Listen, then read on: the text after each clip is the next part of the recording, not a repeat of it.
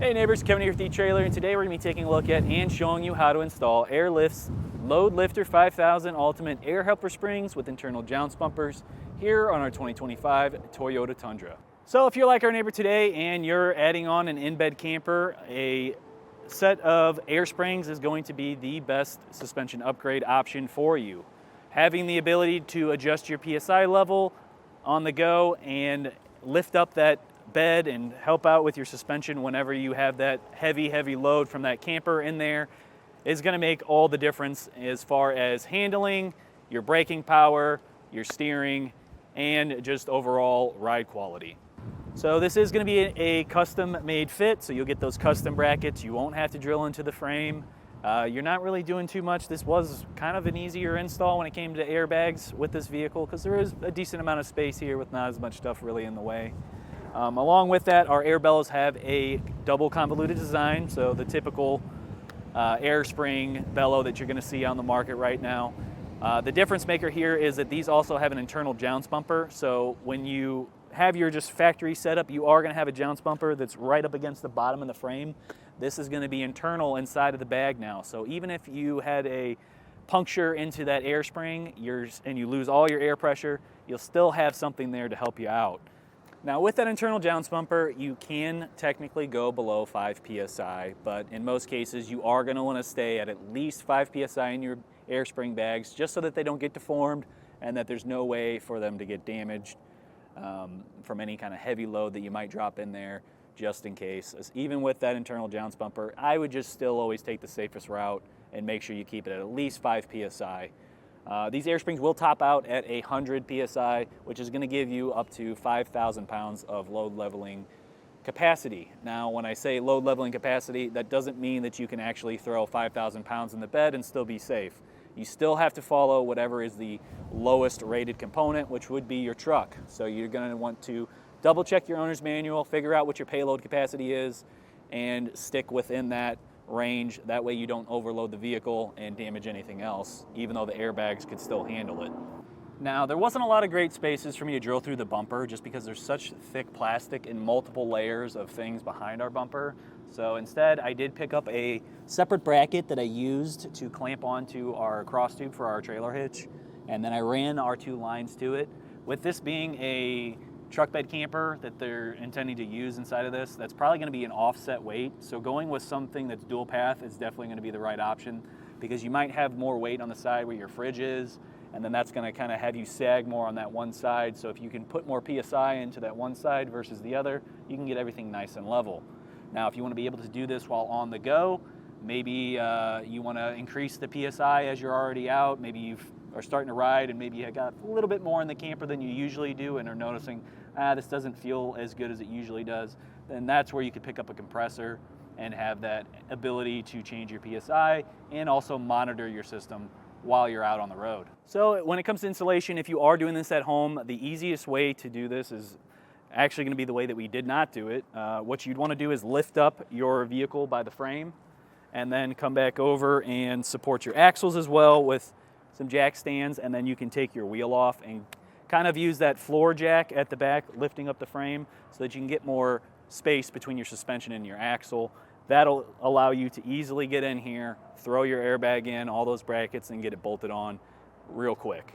Now, for those of you that aren't going to be doing this at home, we have a dealer locator that can help you find a shop within your zip code so that you can get these professionally installed.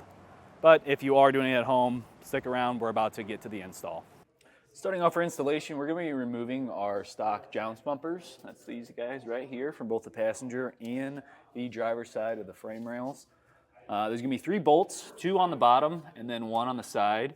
And then on our passenger side, after we get these bolt down, we're also going to be taking down the module that's right above our jounce bumper.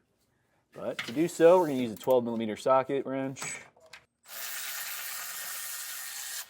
And we'll set our jounce bumper aside. So next we're going to remove this module. We're only taking these 2 bolts out, and we'll set those aside because we are going to have to remount this after we're done.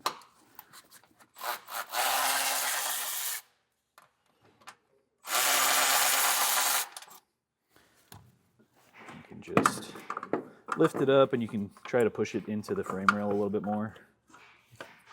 or maybe we'll just pull it back, because right now we're gonna have a bracket that's gonna sit right in this area. So I might even just zip tie this up just to keep it out of the way. But following that, we're gonna have these plastic covers in our frame rail on both sides of it. There's one right here and then one on the inside that's a rectangle shape. We're just gonna take a flathead screwdriver, and with our screwdriver we'll pop these out. These are just plastic. So just push down. There we go. And same thing for the inside one as well. And here's that inside one I was talking about right by our coil spring. We'll just pop that right out. So this bracket I have in my hand right now is going to be our upper bracket for the frame, and that's going to slot right into those two holes that we had for the factory jounce bumper. Now with how this is shaped, you are going to want to have it a certain way. This side right here is going to be facing towards the front of the vehicle, and this is going to give us room for that next bracket that's going to be on the inside and kind of keep us away from our coil spring. And then we want to make sure that, like I said, having that facing that way, and then this flat side facing out towards the outside of the vehicle. We're going to be using the smaller set of Allen key bolts. They're going to thread right up into the slotted holes we have closer to the inside of our bracket. Just get a couple in to hold it, and get the other one. And I try to center this as I tighten it down. We're not going to fully tighten it down just yet because we're going to mock up the other upper bracket that's going to sit on the top over here. But if you put them in the center, it pretty much lines it up most of the time, so you don't have to do too much. Using a 5mm Allen key here. Like I said, if you get this pretty close to the middle, it's pretty good. But we'll double check. We'll have to lower this back again, and we'll get that upper bracket in place to see if we're sitting right. This part right here is going to be that upper bracket I was talking about, and this follows the curvature of the frame, so it's only going to fit on the correct side, so it's real easy to tell the two apart. It kind of curves in as it goes forward. So what we're looking for right now is there's a hole in the side of the frame that we had for our jounce bumper, and that's going to be the hole we want to line up with this hole in our bracket. So if our holes in the bottom of our bracket match up with the bracket we just mounted to the frame, and then that one also mounts up exactly with that, we know we're in a good spot, and we can keep rolling forward. So it looks like we're a little bit off. I need to move it like maybe 1/8 of an inch back, and then we'd be good to go. So I'll get back under here and we'll loosen those up just a bit so we can move it. All right, now that we have it all lined up, I'm going to torque down these two bolts using a 5mm Allen key.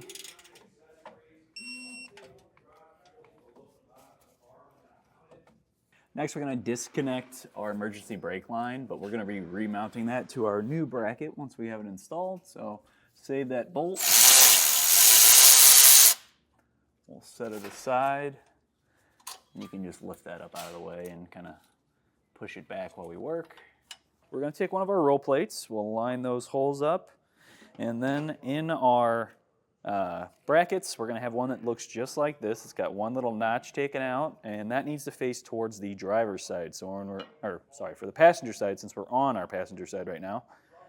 And that'll look just like so with all those holes lining up. Now if you're doing the driver's side, you're going to need to flip that the other way, have your holes line up, and have that notch out facing towards the driver's side. So we'll flip that back for our passenger.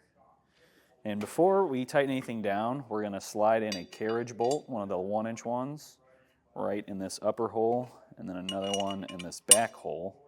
The other two slots that we have are going to be filled in later on once we have the bag in place. Now, to avoid having to fight this, because these are carriage bolts with a square head on them, and they can easily slip down and get caught, and then they're not going to want to go fully in when you're trying to put the nuts on later, what we're going to do is flip this over, have these sit completely flat. So I'm going to place it on my thing here. And then I'm just going to take some packing tape and cover right over them to hold them in place. That way these won't be dropping down and fighting us the whole time. And then we can line it up. We'll take 2 of our button head bolts, the larger of the sizes, and we'll slot those in. And these ones are going to require a 5.5 millimeter Allen key.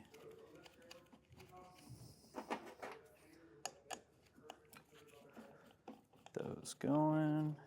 Once these are hand tight, you can torque them down as well. When torquing, it's a little bit easier to use that bracket to kind of give you something sturdy to press against.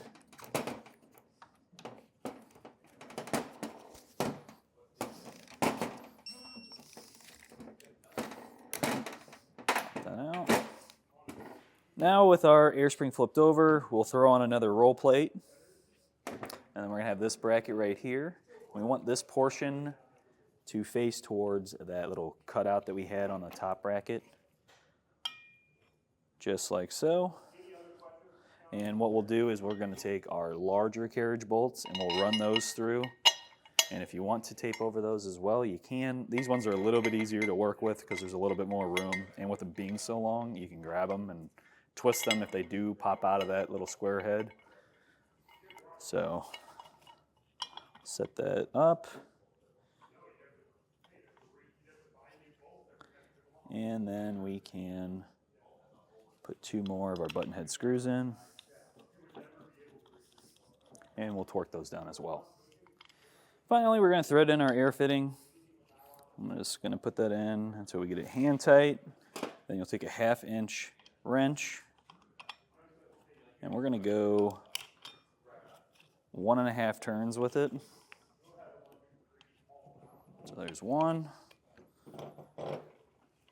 And let me set that down, get the other 1/2. And now what I'm going to do is I'm actually going to compress this just to get all the air out and make our job a whole lot easier. Just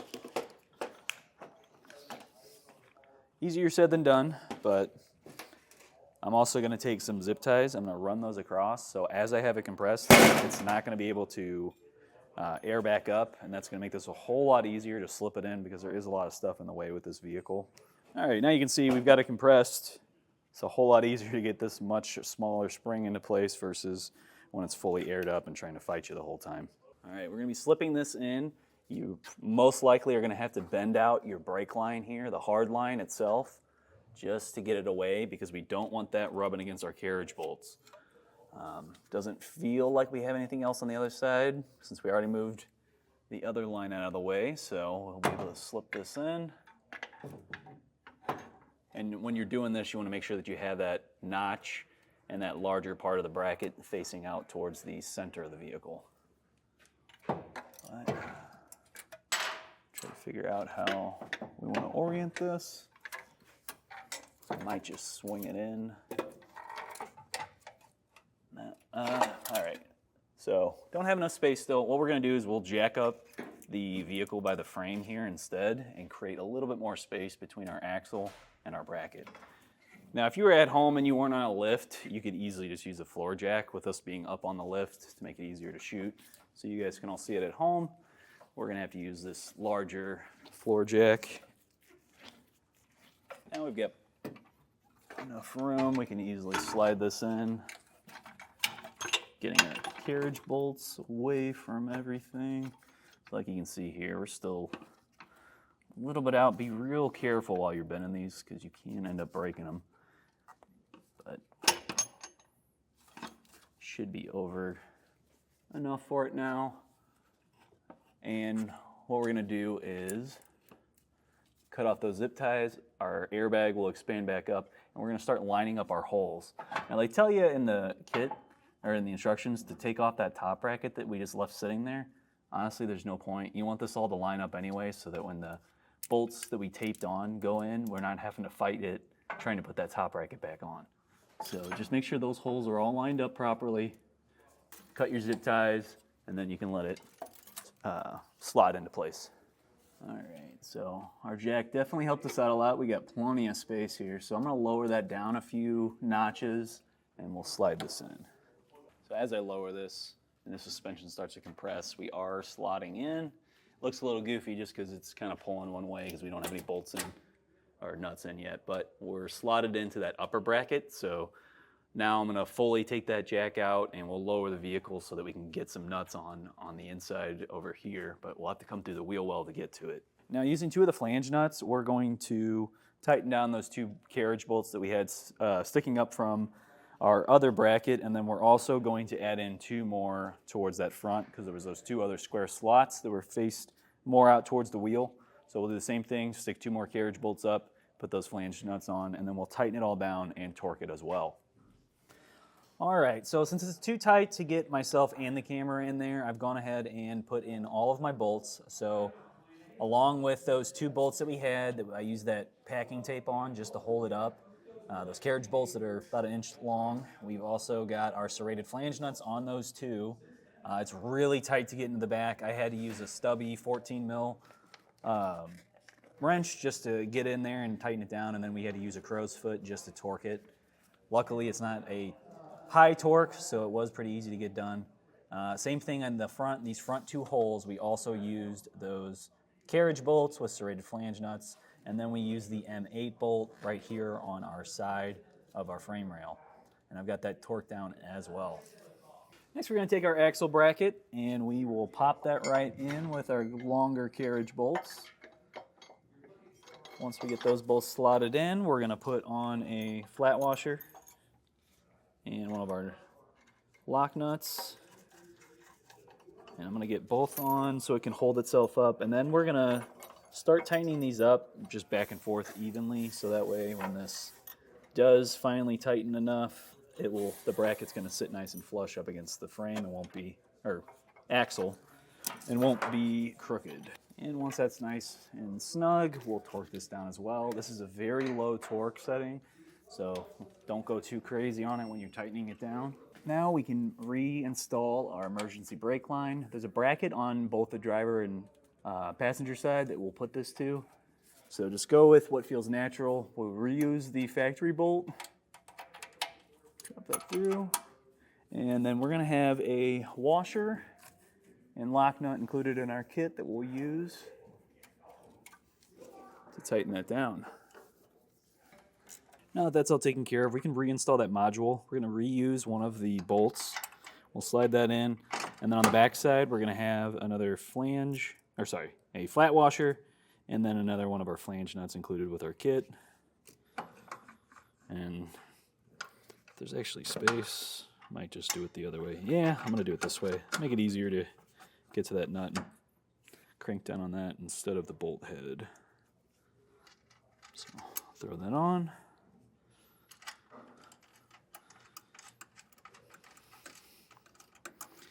And then we can come back with a wrench and tighten that down.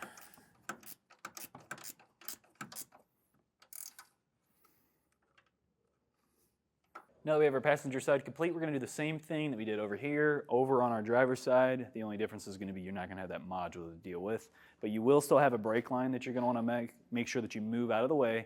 It's that one that we reuse the bolt for the emergency brake. And then just to double check, when you're down here looking at the backside of the axle with that brake line that runs across, you will have to bend that out just a little bit. That way the carriage bolt isn't going to rub against it. If you sit there and let that rub with the vibration of your vehicle, and especially with your suspension compressing and decompressing each time, it's going to end up wearing out that brake line, and then you're going to lose all your fluid and have no brakes.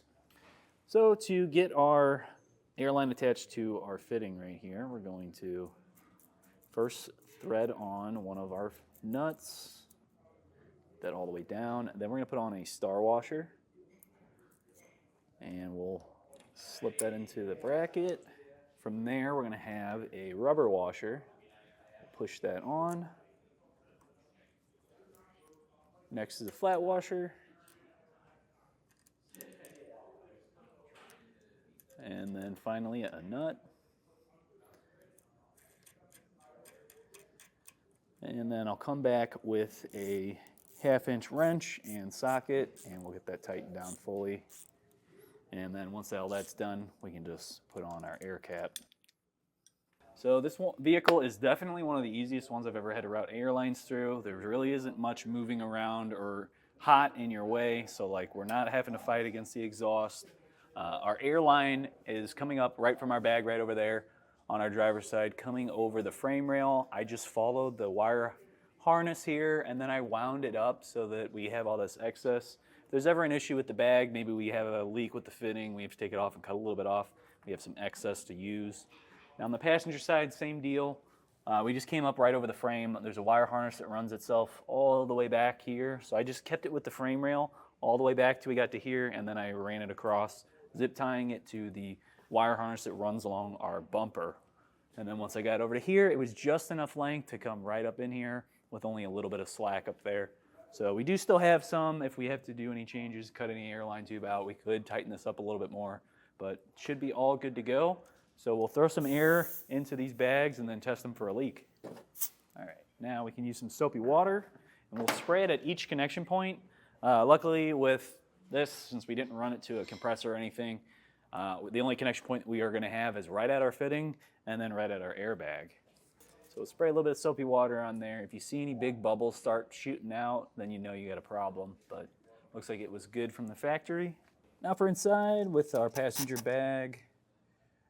Doesn't look like we have any bubbles forming, so we should be good on this side. All right, same thing with our driver's side. Looks like we are good to go. So now that we tested our bags, we found no leaks. I've dropped the PSI back down to 5, and that's kind of where you want to be just to protect the bags. Now these do have an internal jounce bumper, so that's not going to be a big issue if we do go below that 5 PSI, but just as a general rule, you'll typically want to stick with that whenever you're unloaded. So with all that said, that'll do it for the install.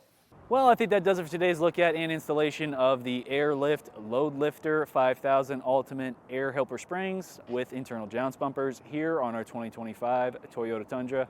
My name's Kevin, and if this video wasn't helpful for you, or you're still looking for the right suspension upgrade for your Tundra, please feel free to reach out to us via our Ask the Experts link, a comment on this video, or a phone call to our customer service department. We'd be happy to help you out on your journey.